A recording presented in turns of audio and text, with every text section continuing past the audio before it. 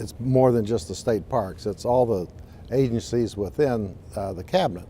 But in the case of the state parks, we have 49 parks in the state. We have 17 of those are resort parks with marinas and pools and golf and all the rest. And over the years, they have required more and more investment, and it's been deferred for a long time. So what we're doing now is we have some money that's appropriated by the governor and the legislature to go in and fix some of these long-standing problems.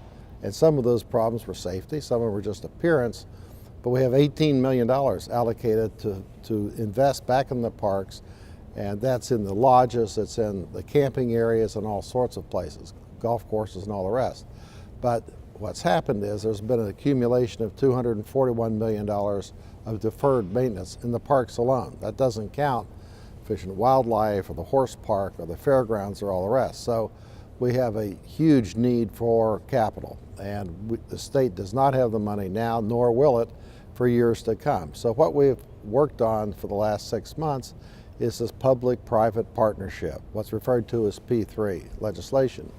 And what's been long coming to Kentucky. It's been in the other states in the South for years and years, and many states even in the Midwest.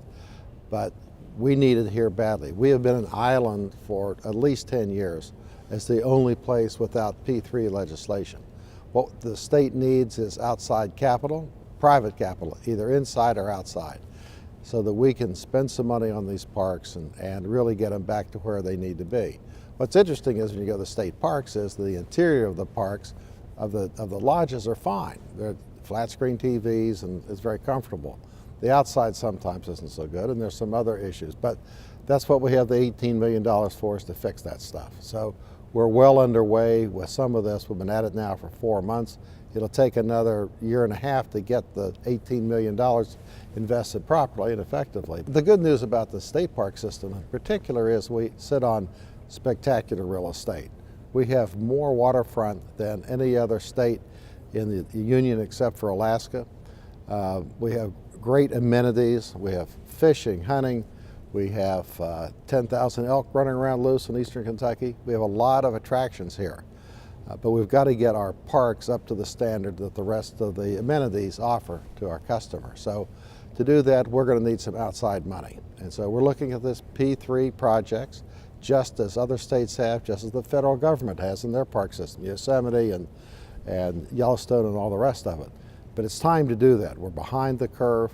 The bad news is a lot of that money has gone to other states over the last 10 years. The good news, though, is that we have a lot of pent-up demand. People want to come invest in Kentucky.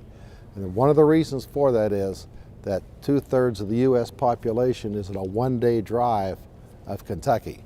That is a huge asset. We have great geographic diversity. We have friendly people working in the parks, and we have a beautiful setting for people to come with their families to have a vacation or for business meetings. But we have a lot of opportunity here. Once we get some of this investment done, we're going to see a growth. But we need to have